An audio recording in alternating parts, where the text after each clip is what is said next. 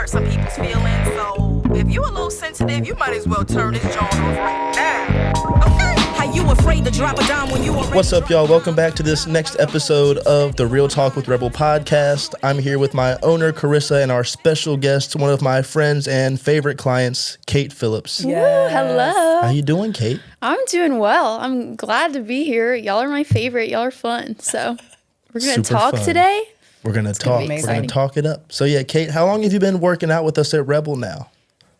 Man, so I think I started in December 2023. So over a year and a half coming up. And yeah, you got... I didn't realize that. Yeah. Wow. Got connected in with Carissa, right? Yes. That's your homegirl from a long time. Oh, yeah. Yep. So my history with Kate is volleyball coach. How long, though, have I been your coach? It's hard to say with that school because you guys start on the varsity team way earlier than... So how long? I think it was probably around 4-ish years. Okay. With the transition, or maybe right 5. During COVID, I think, was the transition. So switched a lot up. Yeah, so Kate and I have known each other a while, and then I've known her mom for a while. She taught my kiddos at school, but we have had the best time the last couple years in volleyball. And I always have fun in volleyball, but you and I specifically have had a really good time because, I don't know, as y'all get older and we start having like those real conversations about real life and stuff like that, it just changes the dynamic. It's so fun. And I don't know, the last couple years have been really, really great. So I was absolutely like, Kate has got to be on this podcast, and I didn't have to do much convincing because we both absolutely adore you. But Kate is she's a believer. She's a strong Christian. She's super active in her community. She's a, friend to all type personality. She's a grinder. And she works hard, and she's dedicated, and she's motivated, and all the things. And I really wanted to get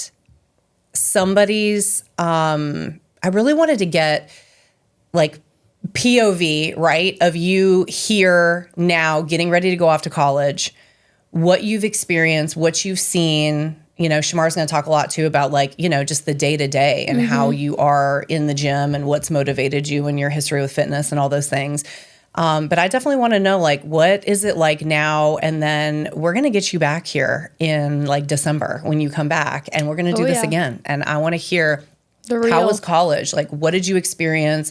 Because I think that is one of those things that people just don't talk about, what's really happening when you go and what you're really experiencing. And that's what we're going to do in here today. So we're excited about having you here. We appreciate your transparency and your willingness to come in here and talk about the real stuff with us, because that's not always easy, especially when you're at your age. I feel like, youth at your age are towing that line of trying to be leaders, but also trying to be friends. Mm-hmm. And sometimes that's really hard to start taking those steps and being able to be a leader, which means saying the things that people would not necessarily think that you would say, or potentially hurting some feelings, which is, not necessarily on purpose, but sometimes you just do that with the truth. And so I think that you're the perfect person to do this. So I'm really stoked to have you here. Yay. Anyway. Whoa. Now that she's all hyped up. That's what I needed. Yep. There we go. Awesome. There we go. Good job. So when you got started with us about a year and a half ago, what do you think your expectation was walking into the gym? Well, way before, like she said, I've played volleyball for a long time. And before, because I've gone to small school sports, and in my family, we've just always been active. Like, my family's the type of family to, after dinner, we're just going to go and ride our bikes, or we're going to go swim, we're going to do stuff. So being active has always been just something we do. It's been a lifestyle. But with the transition for me of discovering, okay, there's some things I'm doing that I'm not super passionate about. What specifically, too, for me, if the Lord's calling me to certain things that I can't say yes to because I'm tied up in things that I've just been going with the flow for so long. So pulling back from other activities and focusing on volleyball, which is only 3 months of the year, was like, okay, coming to this conclusion of what am I doing with the rest of my time of, yes, I'm getting plugged in places in my church, in school, but discovering I was like, okay, I'm itching to move, but almost not knowing where that outlet could be. So my mom had started coming to Rebel, and she would just come home and we would just talk about it. And I was like, I want that. But too, because I've been in high school, it's been this balance of like, okay, like how is my schedule going to work with that? These are the things that I'm doing. And then it was totally God of the hours in my day opening up. Like junior year, I got out at 12, Tuesdays and Thursdays, and it was like, okay, I can work out after that, go straight to the gym. And then my senior year, this past year, of being like, okay, there's space, there's 3 hours. What do I want to do? I have this space, I can go to the gym. And so with that time opening up, first walking in was like, this is so scary. There's a bunch, there's boxing stuff, there's, people running, there's movement, there's lifting. And I mean, we'll probably get into it, a lot of the social media stuff today, but when you have this idea, this aesthetic of what movement is, that is cultivated from what you're seeing online, what you're seeing other people do, and you are trying to fit yourself into that box of this is how it has to work for me, you get all tense and it becomes scary. So it's easy to just quit and stop. But coming in was like, okay, those first few months were like, oh, I'm scared. I'm scared of, not reaching my peak goal within the first 2 months. And I'm like, Kate, calm down. You're just starting. But two, in like, okay, why am I here? Like really those first few months were like coming back to the reason of why am I here? And for me, the reason I work out is I want to steward my body for God.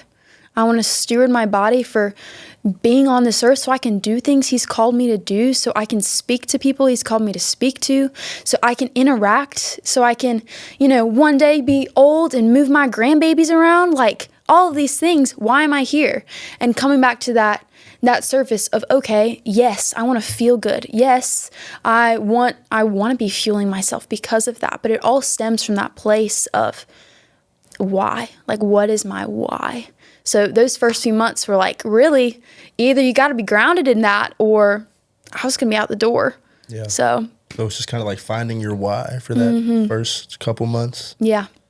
Can we just talk about that why for a second? Let's talk about it. I'm always freezing in this place. That's why I always have like a sweatshirt and it looks like it's December, but it's not. It's 100 degrees outside, but I'm dressed like it's December. But I have goosebumps right now from that why. And it's mainly because, how old are you, Kate? I am 18 years old. 18 years old. And I'm telling you, a why like that from an 18-year-old is incredible. And it is literally what we're on here trying to do is find the spot where we can cut and redirect what's happening with your age's whys. Because the majority of them on any other fitness platform or on social media or whatever would have 100% started with physical goals.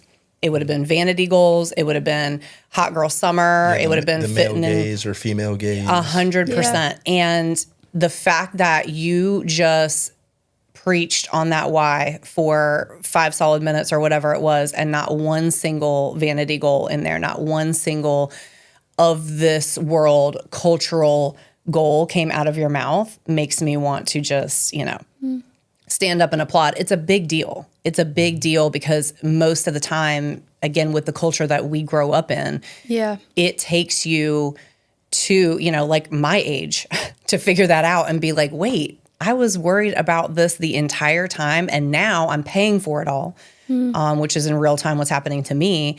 And the fact that you are starting from such a place is really, really incredible. And you're listening to this, you're watching this.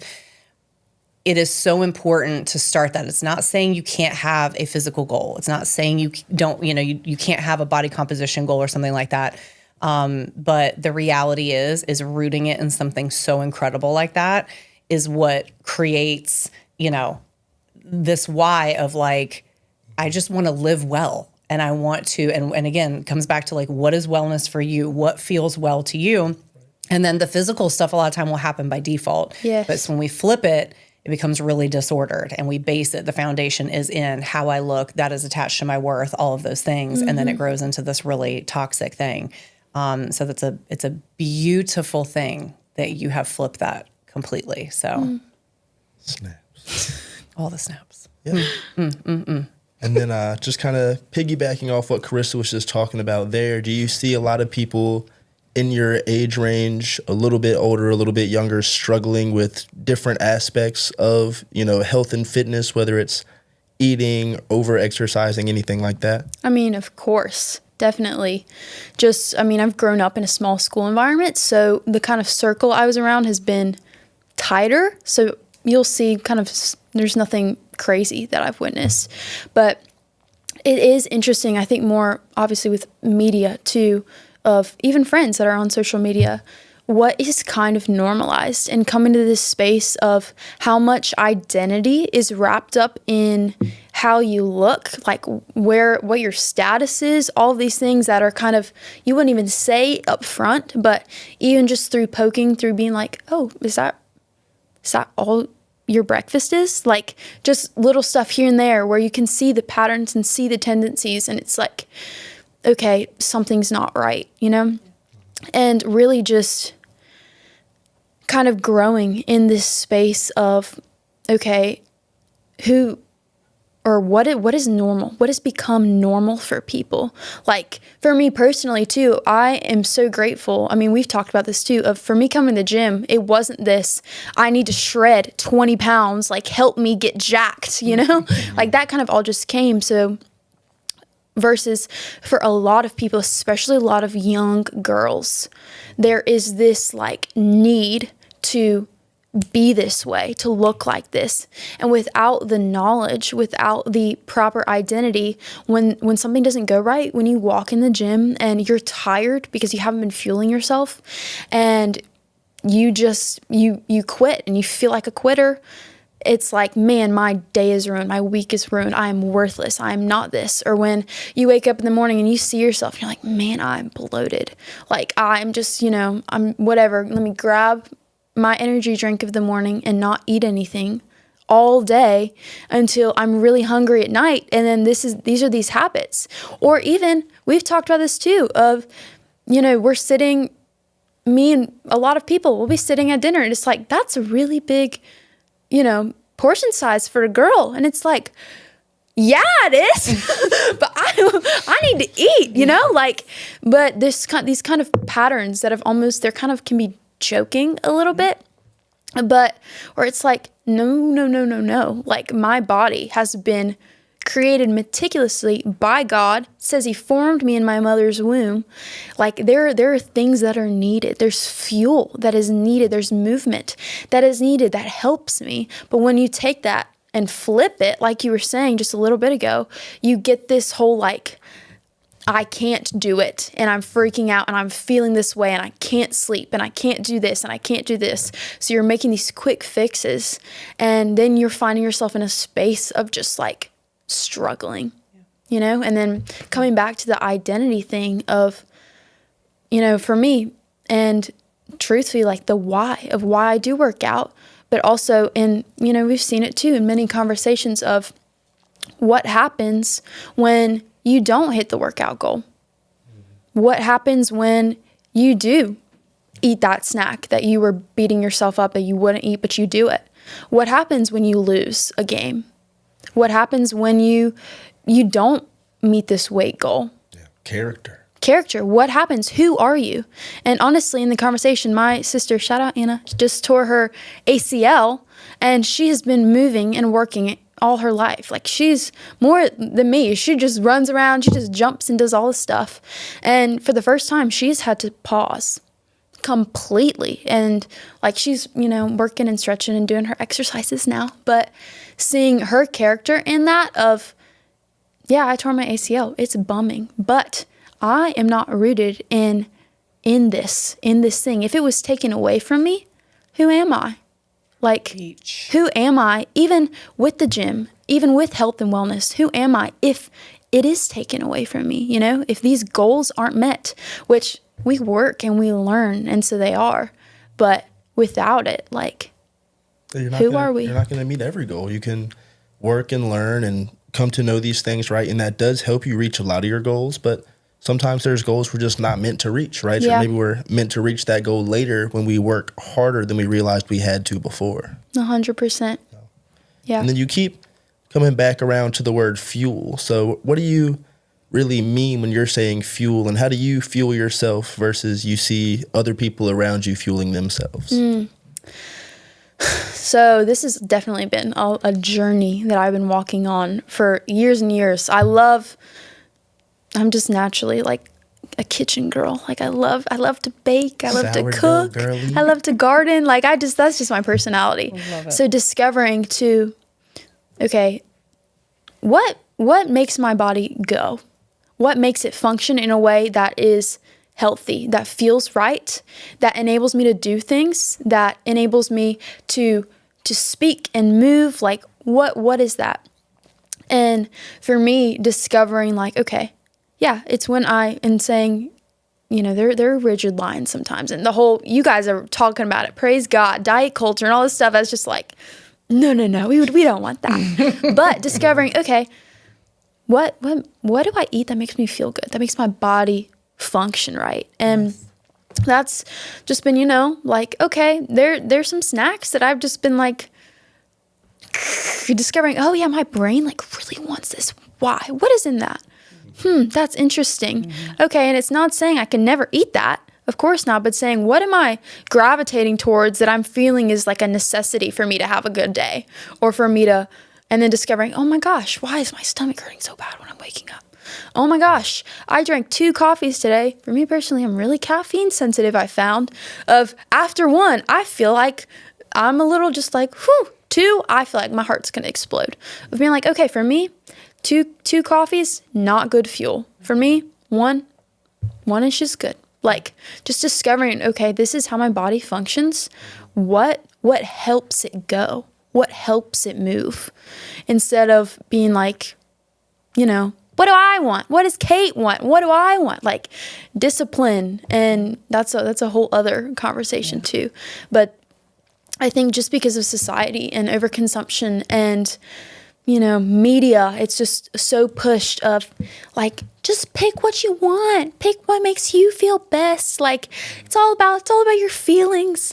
No, that's how you become a train wreck. Yeah. Honestly, it's just, and then the whole dopamine conversation of just going into all these things of yes, and then you end up finding yourself so confused of it's the what you want now versus what you want yes, most exactly. Because you can't always have what you want right now and still end up with what you want most in the end, right? 100%. Like if you want the expensive house the most, but right now you just want to spend, you can't have both, right? Yeah. If you want the Greek god physique, but right now you just want brownies and cookies and cake, it's hard to have both. So it's that what you want right now versus what you want most conversation that people really have a hard time with. And that's a line of discipline, right? Because you can do what you want to now sometimes and still get what you want most. It might just push that goal a little bit further along, and that's okay because there's no perfect timeline. But if you always do what you want to right now, that what you want most goal is just going to keep getting further and further away.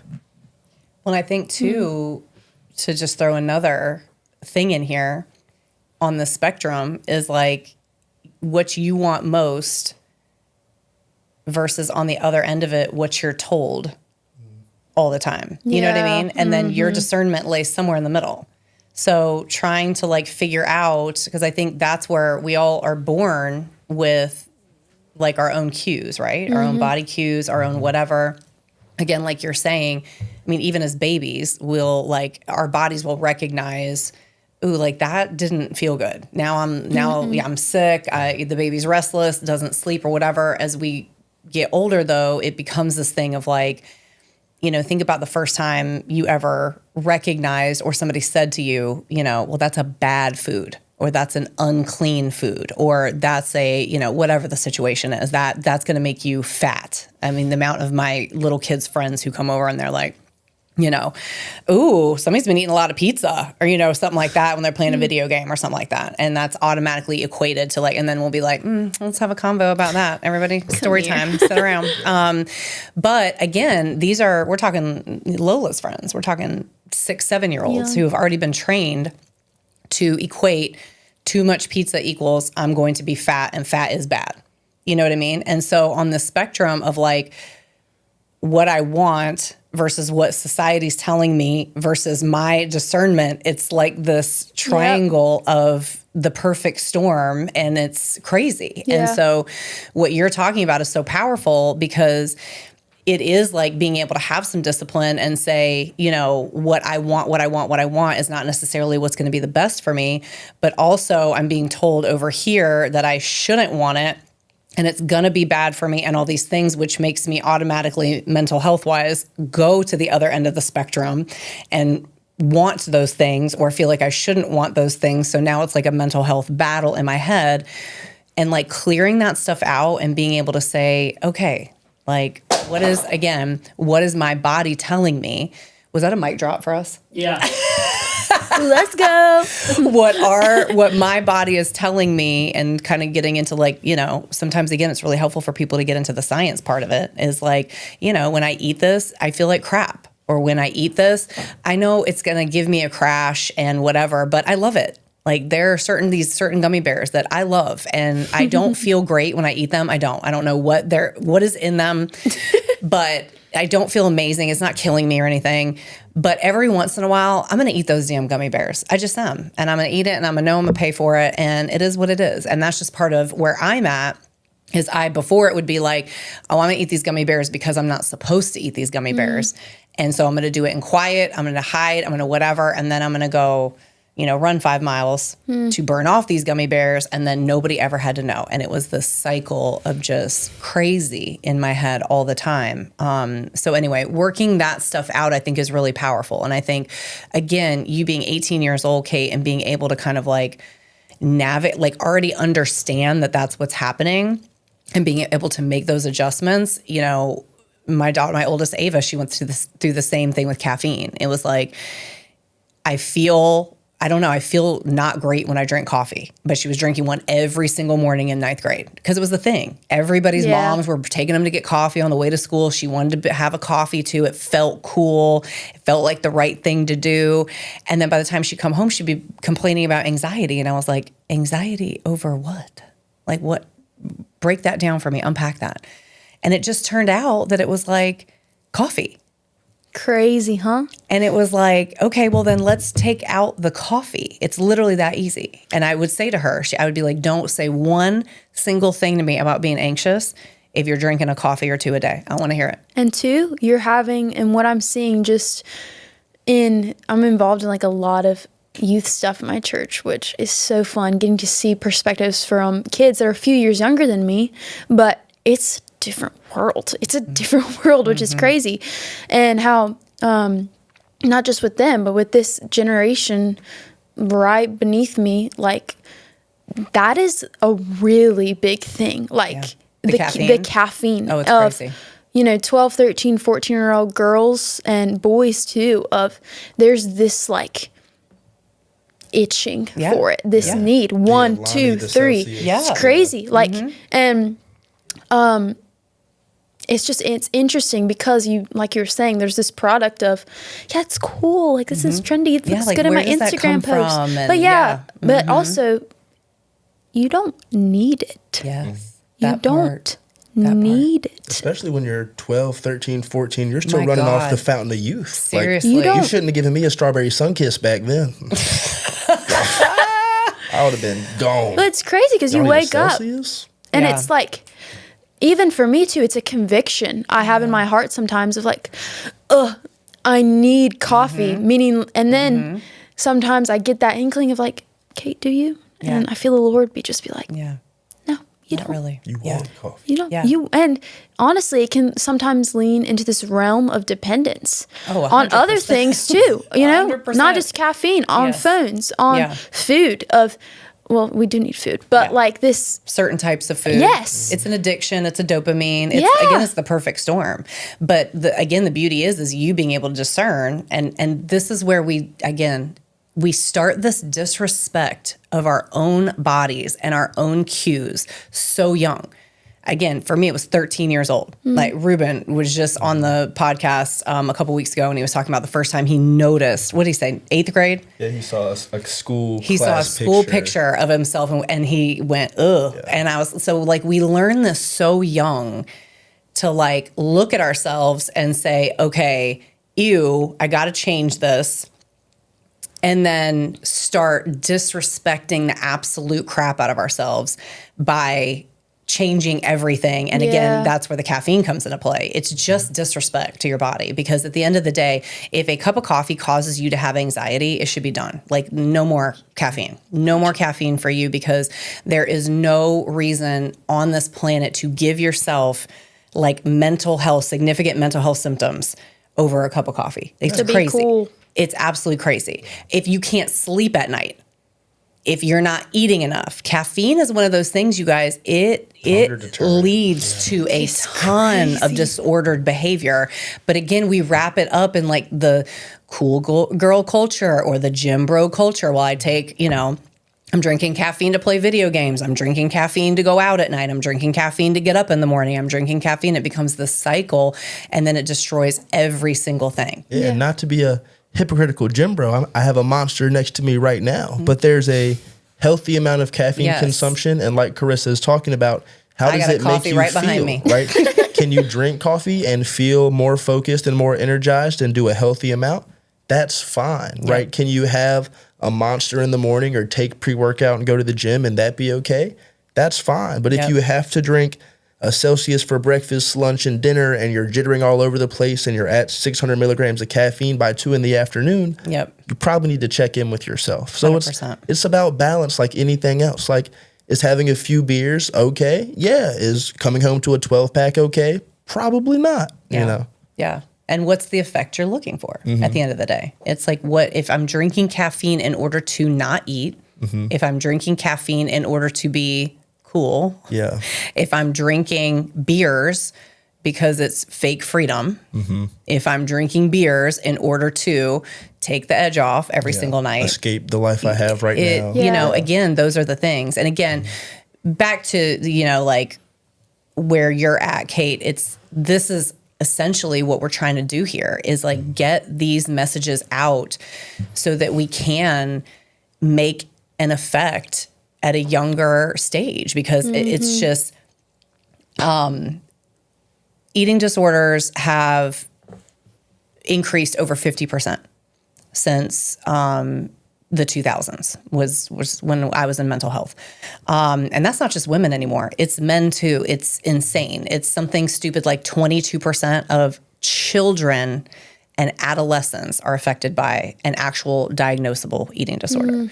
The amount of new diagnosable, eating disorders they have had to add to the DSM and to psychological evaluations, because there is, again, such a spectrum of it. It's crazy. This isn't something that we're making up out of a vacuum. This isn't something that we're like trying to let's figure out something that we could talk about that could ruffle some feathers just because. This is real. Eating disorders are the second highest cause of death in mental illness, second to opioid use. Like, this isn't something that is, it's not something that's low key. It's not something that we're just kind of like trying to shine a spotlight on. The spotlight is there. The issue is that diet culture has created an entire business around us wrapping it in health. They've blurred the lines so well that y'all's generation just doesn't even know any better. It's like, it's just caffeine. It's cool. It's the cool thing. It's the marketing. It's the influencers they put on it. It's the, hot girl summer stuff. It's the skinny talk. It's all those things that are just absolutely, I know it makes Kate growl. That's why I love her so much. So I've got a quick question, and then I'm going to let you get back to it, Shemar, but talk to me about the first time that you, like, kind of like Ruben's example that we were just giving. Do you remember like a time or like an age that you were like, I remember feeling like, oh, I'm like hyper aware of my body and that there's a lot of pressure outside for me to keep it a certain way or to change it or to be a certain way. Do you remember or have a core memory of that anywhere?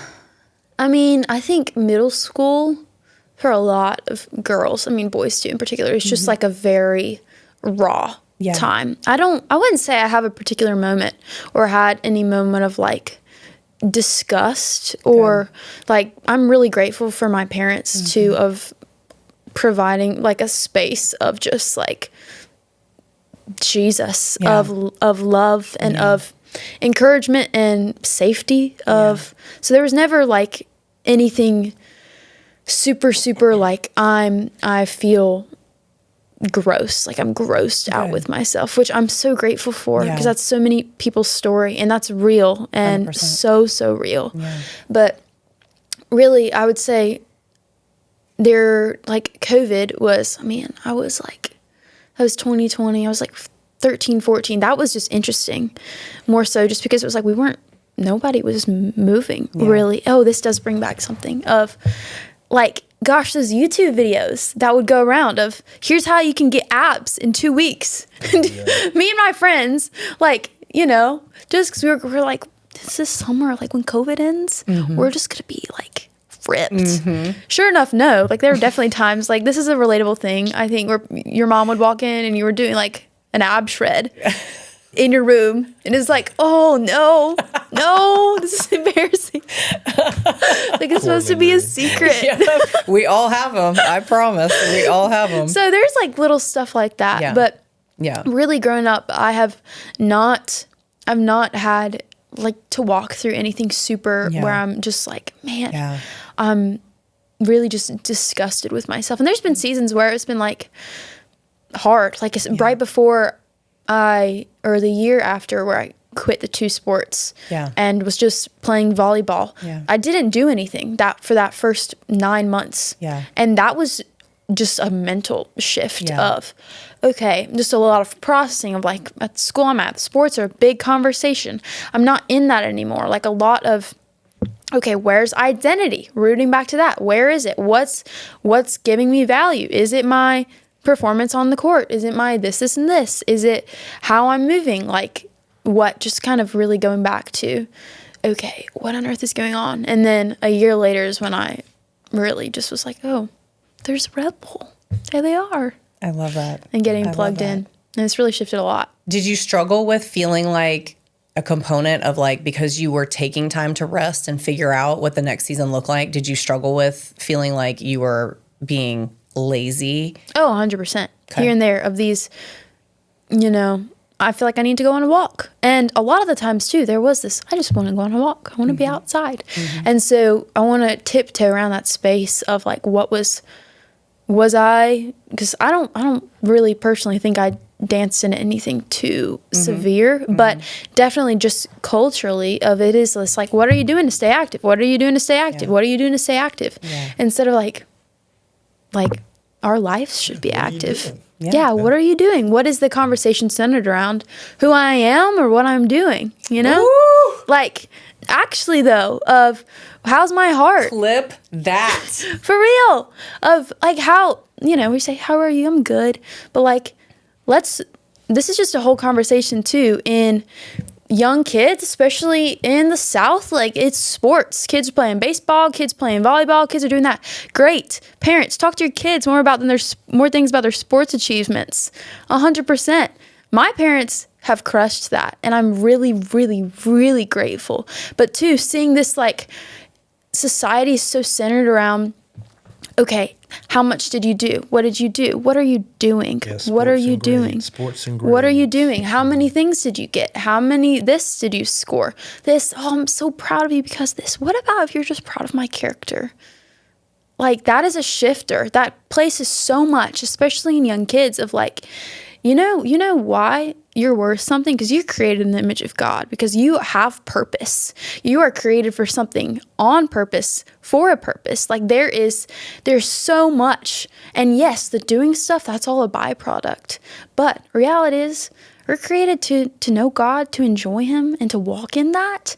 And when we can, and when we can see people in that light, it's like, oh my gosh, we're so much more than just how many things we're doing. And I think just because of the culture that I've been in, I've been exposed to, which has been so sweet. But that like at times there sometimes can be this, or I can feel that pressure of like, what am I doing? Or what can I give? What more? And my mom, she said this one time, and gosh, it changed my perspective. Because I was freaking out. I was like, should I stop playing these sports like everybody else is? But then it was that, like, I'm feeling this shift. And my mom said, she was like, everything you say yes to is an automatic no to something else.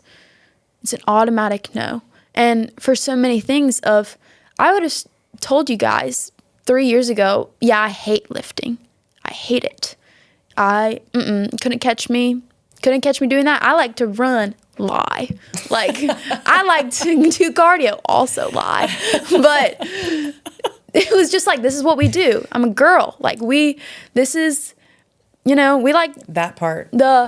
I don't really know what We've Pilates been told is. what to I think like. Pilates is great for people that do that kind of stuff. But for me, it was like, this is what I have to like because, and discovering, okay, I actually do like the gym. I actually do like lifting, and I like it for very various reasons, like so many things, but really coming to this place of, okay, I can enjoy it. And honestly, too, a thing that's been such a gift is I kind of struggle to keep track of how many things I'm doing and what the weight is, just because I've just started from literally, I have absolutely no idea what I'm doing. You guys should train with Rebel. You should. Train with Shemar. Train with people. They'll teach you the things. Pause for the plug. You should. But really, there's been times where, and I never felt the pressure of like, let me write that down. Like, I want to hit this. It was just like, this is heavy. I'll pick it up. This is really heavy. You can pick it up. I'll pick it up. Like, just kind of going to this space of. Train off and grind. I'll let you know what to do. Just do it. I love that. And said, so it kind of freed me. In a sense, God has really used it to shape my discipline of there's no one, there are physical changes that have come, which has been fun and nice and has allowed me to do more things. But there's been no like, what's your new PR? What'd you do at this tell me about your last gym visit and what you did? How many things did you do? How much did you lift? Tell me. Was it good? Good job. Yeah. You could probably do better. Like there's none of that because it has been so like personal, which has been such a gift, but it's also been like this, oh my gosh, take the pressure off. Let me move my body because my body was created to move, Yeah. And so there's been a lot. Shoo-wee. Hey, that's all right. You're just preaching. For real. Sometimes you just got to preach. She is preaching right now. I'm over here cheesing. Like, I cannot I just, and this is why we wanted you on here, Kate. Your mindset is just so incredible around this. Mm-hmm. And I think, for me personally, my identity in Christ was huge for my healing process also. So if that resonates to anybody who's listening to this, dive into that because it can really help, again, when you're rooted in something that is not of, this world, this culture that we're living in that constantly changes. It helps a lot because you just don't know. Again, speaking of diet culture specifically, you just don't know where this stuff is coming from. And you can't, I hate to be the cynic, but I've become, I like to consider myself more of a realist than a cynic at this point, but I toe the line for sure. But you can't help it because once you see it, you can't unsee it. And then it feels like every single thing, I'm like, who's making money on this? Who's behind the curtain on this?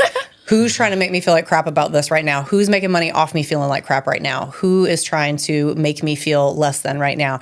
And I do it almost with everything anymore. But I think that, again, it's such a beautiful thing when your age group can be aware of these things and can kind of see it before it's coming, and you can be a little more proactive and open your eyes to it early, and then you can kind of sidestep some of the disorder and things like that. And that's what I'm really excited to hear your point of view after you come back in December from.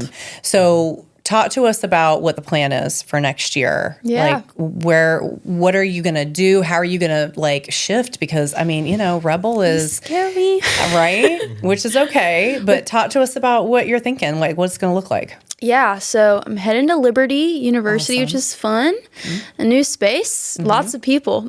And we've talked about this of like big gym, a lot of people, a lot of new people, a lot of old people, a lot of football players, a lot of fitness influencers. There's like everything.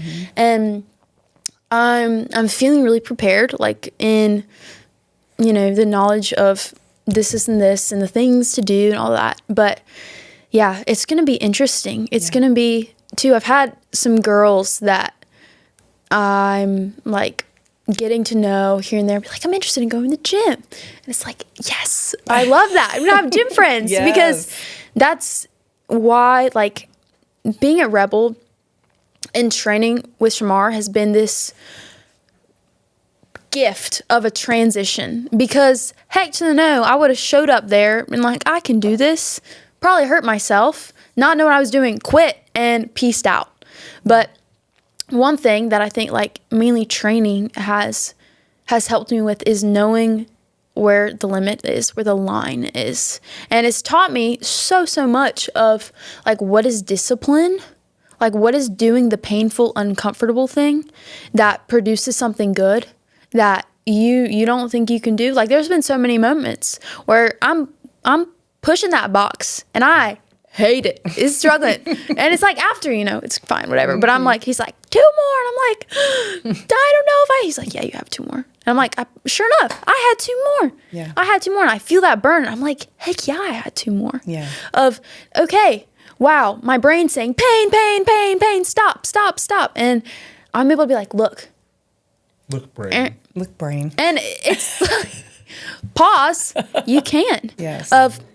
And 2, when I look in scripture, I see this as like a common theme of you, like in Christianese terms, it talks about renewing your mind. What does that look like? Yeah. Of taking these thoughts that are like, not all of them are bad, but it's just how our bodies are wired, and saying, this, nope. Yep. The rearranging of, okay, this is what life is, of when these painful things, and it's just so much is correlating of when these hard things come up, what am I going to do? Am I going to say it's, nope, too hard. I don't have it in me. I can't. It's painful. Nope. A lot of times you do have it in you. And pushing past that and saying, okay, yeah, I can push a few more reps. Just like taking that with you into school, essentially, like whether it's academically or in the gym or in all the ways. And I think too, seeing the variety of especially women that, like, I'm excited for that. I'm excited to have conversation. I'm excited to learn from other people that are in a same boat or similar boat of just like, okay, we're at the college rec center for the first time. What does this look like? Yeah. And kind of going in prepared to see a lot, but also be willing to have conversation and be willing to ask questions, and just kind of, I'm going in pretty open, but I love that. Being curious is the best thing that you can ever do, especially in this world we live in. It's tough. You're never going to change somebody's mind on or open anybody's eyes on anything by screaming, yelling, shaming, any of those things. But I think that you're the perfect vessel to do that, Kate. I think that I'm excited to hear about these conversations. I'm excited to hear about, I already know you're going to be a blessing to every path that you cross, especially in this space. But yeah, I'm definitely excited to hear how that plays out and how you going in. I love to hear that you feel prepared. That makes me feel good. I do feel prepared, which is cool. And I can already tell that the second episode is going to be great because we could talk for another hour right now. But I'm going to just try to close it with one final question of, if you could give girls your age, 15 to 20, 13 to 18, whatever it would be, one bit of advice for getting into fitness or being happy while, going through a wellness journey, what would it be? I think I would kind of go back to what we started with of like, know your why. And your why, controversial to what society's telling you, has got to be deeper than you. Because you're going to have bad days and you're going to have strugglesome moments and you're going to have days you don't want to do it. And you're going to have days where it feels like you're not worth it. But what you got to do is put that aside and you have to have something greater. And that greater thing is Jesus Christ. And there is life, there's hope, there's freedom, there's peace, there's healing found in him. And in him, you find this desire to serve him, serve yourself in a way that goes beyond anything else that this world will try and offer. And two, with that of do the hard thing. Like, do the hard thing. Have the hard conversations. Like, maybe there are things that you need to put on pause. Maybe there's things that you might be involved in that it's just like, yeah, this is just kind of dry. This is just not, maybe it's fitness related too. Maybe you're doing something and it's like, this is exhausting. I feel like something's not working. Something's not right. I feel like I have to run all the time and do this. This is my exercise, which for some people that works. But finding, okay, what is it? What is it that fuels my body food-wise? What is it that gets me excited to move? What is it that stirs something in me and a passion too? Because I think when you start moving, when you start fueling your body, there's so much that happens. But it all comes from a place of knowing your why, which is cool. There you go. Know your why, do the hard things, and hit it with keep a on golf keeping clap on on this one. Yeah. Absolutely. Well, Kate, thank you so much for being here. We can't wait to have you back in a couple months. Good luck at college. I'll see you in the gym tomorrow. Right back to the grind. We'll be back. Yeah, thank y'all so much for tuning into this episode of Real Talk with Rebel. We'll be back every Tuesday. Look forward to it, and we look forward to seeing y'all. Have a great day. Follow us on Instagram, Facebook, all the socials. Yeah. Bye. Later. If you a little sensitive, you might as well turn this joint off right now.